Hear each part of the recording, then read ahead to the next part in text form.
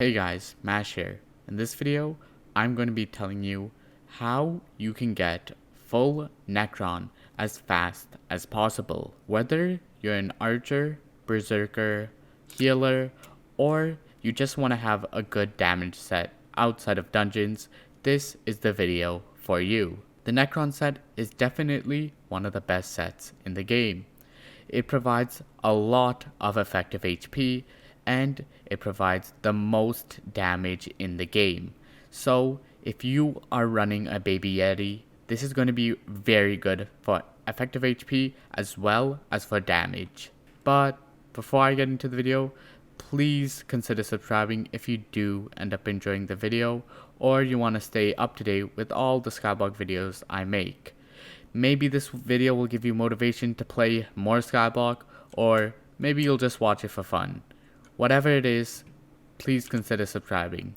Now, let's get straight into the video. First things first, we need to discuss what money-making method we will use.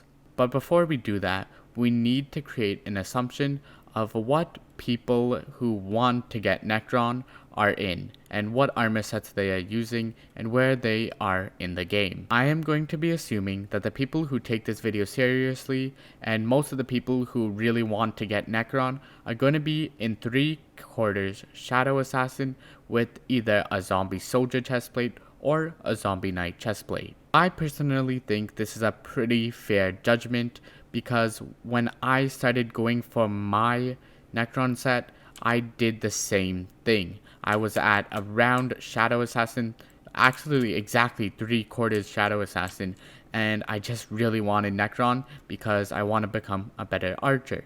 Another thing you need to know is you need a floor 7 completion to use Necron armor. So if you don't have one of those, don't even bother going for Necron. I assume that was self-explanatory, but just to make sure nobody who really wants Necron goes all out for it without a floor 7 completion, make sure you get that. So now, the final method, and the method I recommend the most. Farming sorrows. Sorrows are insanely good for money, and they are very much overstated how hard they are to kill. People make it out to be that sorrows are the hardest of the hard mobs, and only the sweatiest of players can kill them. But to be honest, it's actually really easy, but you do need to buy one expensive item. What you will need is the Soul Whip. The Soul Whip is a legendary weapon in the form of a fishing rod, and its ability is very useful. If we read it, it's called Flay, and it says, flay your whip in an arc, dealing your melee damage to all enemies in its path. And this is extremely good for sorrows. Looking on the lowest bin of soul whips on the AH, the lowest price is 13 mil, which is pretty expensive, I'm not gonna lie. But you can get the price down even further. The first thing you can do to get the price down is craft it yourself through the bazaar. First, you will need about 16 ectoplasm, which is about 1 mil at the time of recording. Finally, you will need 8 soul fragments. This will equal out to about 10.5 mil, and if we add that 1 mil from the ectoplasm, that brings us to 11.5 mil. So that means we save about 1.5 mil by crafting it ourselves. You can also save a lot of money by buying the items right after the spooky event. If you look at the graphs for ectoplasm, you can see that they go up and down at certain times, usually indicated by the end of a spooky event or spooky fishing. And this is a very easy way, as I said before, to get all your spooky items for slightly cheaper than usual. Other than that affecting the price of these are very stable. So definitely buy one quickly because you can make all your money back also very quickly. But to get you guys some numbers, I first decided to grind sorrows by myself for 1 hour and tell you guys the results. So now you should be able to see a screenshot, and this is when I ended the 1 hour of farming. So first things first, looking at my purse, I have 801k. This is one of the most underrated parts of farming sorrows. You get a lot of money from scavenger. If you do not have scavenger 4, make sure you get it on your soul whip. It is definitely really good because it gets you a lot more coins. So first of all, I got 801k straight from scavenger, nothing else. And then I got 8 sorrows, which you can see in my inventory. Plasmas and voltas you can also sell, but not that good for money. And you can get the occasional bag of cash, which sells for 1 million coins, but it's not something to bet on. I also got about 446k combat XP, so that's also a big plus of doing this method. So now putting that into the price of sorrows, because they're about 300k, that gets us about 2.4 mil plus 800k, which gets us about 3.2 mil. Unless you're going for combat XP, grounding sorrows is not a good idea, because you can get a lot more coins grinding sorrows with friends. Then I decided I would go and ask one of my guild members to do 1 hour of farming sorrows, but with a second person.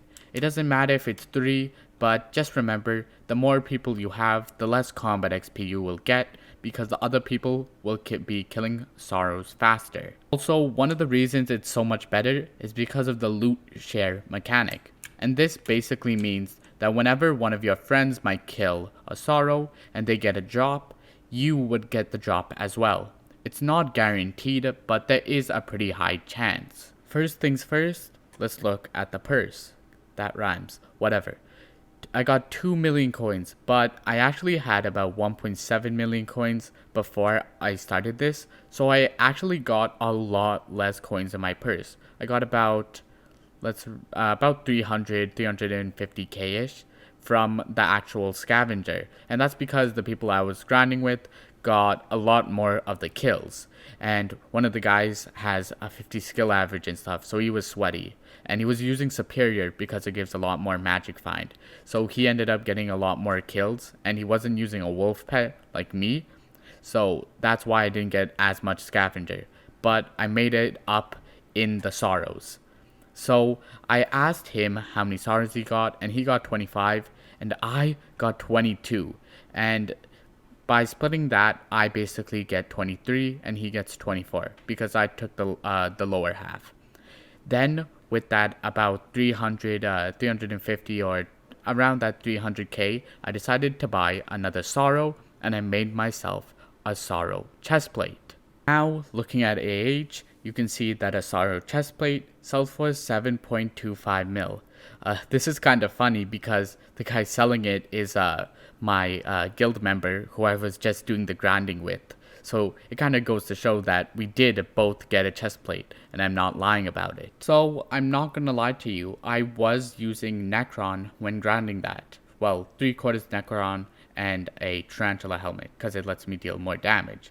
But to show you that you can grind these without it, I'll do it right now. So I actually bought 3/4 Shadow Assassin and a Zombie Soldier chestplate just to prove the point. So if I equip this and I have my soul whip, which I've showed before, I can actually grind these sorrows. First things first, we need to get them all in a circle. All you have to do is basically just run around them for maybe like a minute or two, and eventually they'll all form in a big bunch. So now you should see that they're basically all in a big circle. And now that we got them like this, all we have to do is hold right click with this soul whip and basically just run around in a circle. Just to show you, I'm using Shadow Assassin and Zombie Knight chestplate, and it is pretty easy. You can see that I'm getting all the combat XP, and I'm easily killing them with nothing but this soul whip. I can also take a few hits from these other ghosts, and it doesn't really matter too much, and it's basically pretty easy. If you ever get low, it's good to have a Flower of Truth, but it's not needed at all, because you can siphon or lifesteal using your Flower of Truth, so it's a good thing to have, but definitely not needed. And you can see that it's pretty easy to do it even with a bad set. But now let's do the calculations. Right now, a pair of Necron's boots is 11.3 mil, a helmet is 12.8 mil, a pair of leggings is 16 mil, and a chest plate is 54 mil. This brings us to a grand total of about 94.15 million coins.